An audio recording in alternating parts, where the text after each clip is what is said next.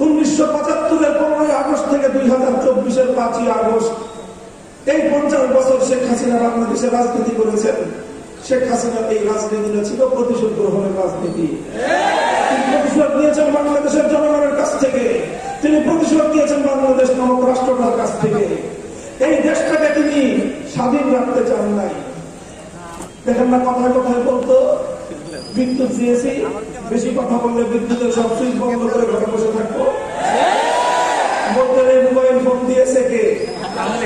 উনি mobile phone দিয়েছিলেন, উনি বাংলাদেশে ইন্টারনেট দিয়েছিলেন। সারা পৃথিবীর মানুষ যখন মোবাইল ব্যবহার করে অগ্রসর হয়ে গেছে, বাংলাদেশের জনগণকে উনি মোবাইল দেন। এই ছিল ওনার ভাবখানা। পদ্মা সেতুটা মনে হয় যে ওনার বাপদাদার টাকা দিয়ে উনি বানায় দিয়েছিলেন। এই অবস্থা করতেন। এই অবস্থা করে তিনি এই বাংলাদেশটা সম্পর্কে তার ধারণা এটাই ছিল, বেশি বাড়াবাড়ি করবা, বাংলাদেশটাকে ভারতের অঙ্গরাজ্য বানিয়ে দিব। এটা ছিল তার রাজনীতি। এজন্য ভারতে গিয়ে তিনি মাথার মধ্যে তিলক করেন। সেখানে তাকে মুখ্যমন্ত্রী ঘোষণা দেওয়া হয়, তিনি মুসকি মুসকি হাসেন। বাংলাদেশের মানুষ সেদিনই বলে দিয়েছিল, বাংলাদেশের ক্ষমতার বাস্তবে আমরা স্বাধীন আত্মমর্যাদা সম্পন্ন প্রধানমন্ত্রী চাই, তিলকমণি মুখ্যমন্ত্রী দেখতে চাই না।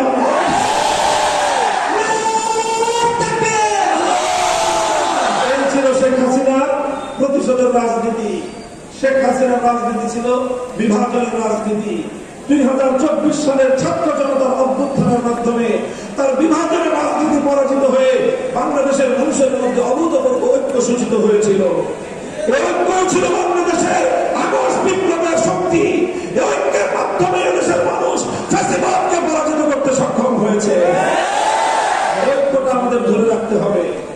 এই ঐক্য যদি আমরা ধরে রাখতে না পারি, বিএনপি, জামাতে ইসলাম, হেফাজতে ইসলাম, আমরা কেউ এদেশে নিরাপদে থাকতে পারবো না।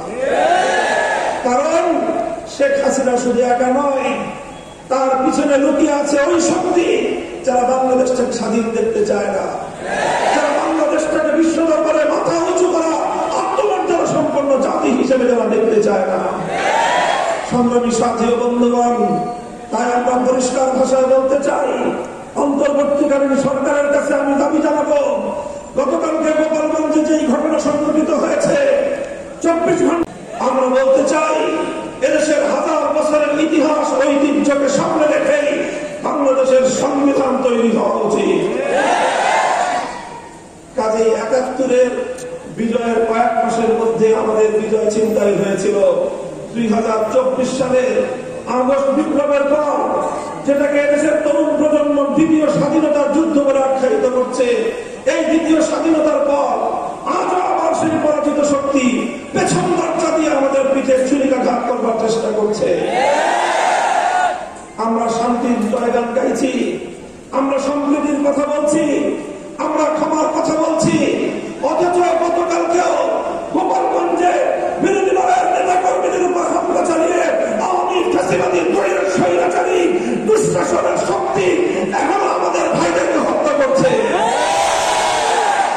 আমরা এত দ্রুতই নিজেরা আমাদের সংগ্রামের কথা ভুলে গিয়ে নিজেদের মধ্যে বিভেদে জড়িয়ে পড়ছি।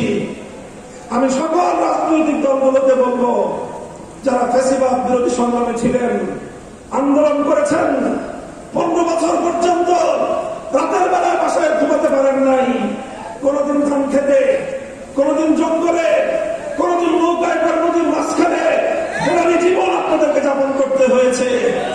যতটুকু সময় শহরে থেকেছেন, কোর্টের বারান্দায় আর হাসপাতালের বিছানায় শুতে শুতেই আপনাদের সময় অতিক্রান্ত হয়েছে 15 বছর। এমন এক স্বৈরাচারী, পৃথিবীর ইতিহাসের নির্দিষ্টতম স্বৈরাচারী জাতাকল থেকে আল্লাহ মুক্ত করেছেন। আমাদের সংগ্রাম আরো বাকি আছে। ফ্যাসিবাদের অবশিষ্ট শক্তিকে বাংলাদেশ থেকে উৎখাত না করা পর্যন্ত এদেশে আমরা কেউ নিরাপদ